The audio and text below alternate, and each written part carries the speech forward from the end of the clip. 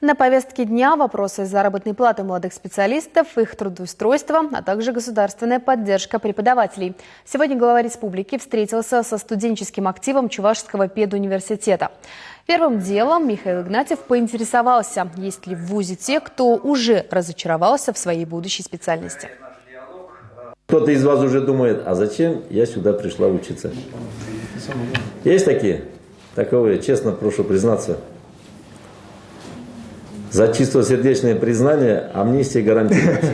Есть, которые еще сомневаются. Мы провели анонимный опрос, деканы могут подтвердить по всем факультетам, пытаемся понять, почему это произошло. Вот как раз у меня вопрос возникал, кто помог вам выбрать профессию, почему вы учителем стали. Для нас очень важно на этапе выбора профессии еще помочь нашим выпускникам.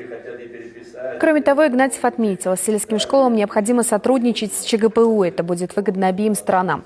Молодой специалист получит реальную практику и возможность трудоустроиться, а школы решат проблему нехватки учителей. Студент 5-го курса историко-филологического факультета Александр Григорьев как раз совмещает учебу с работой. На полставки он преподает в Новочебоксарском техникуме. И очень много у меня товарищей из группы говорили о том, что нам надо доучиться, если я сейчас пойду работать, я сессию не сдам, преподаватели не поймут. Но вот насколько это будет целесообразно, вот мой вопрос, потому что страх студентов перед тем, что преподаватели их завалят, он до сих пор остается. Закон образования сегодня говорит, пожалуйста, индивидуальную программу, и здесь вопросы абсолютно прозрачно, все решается, нет никаких проблем. Также Михаил Игнатьев отметил, одна из задач правительства – трудоустроить по специальности не меньше 10% выпускников.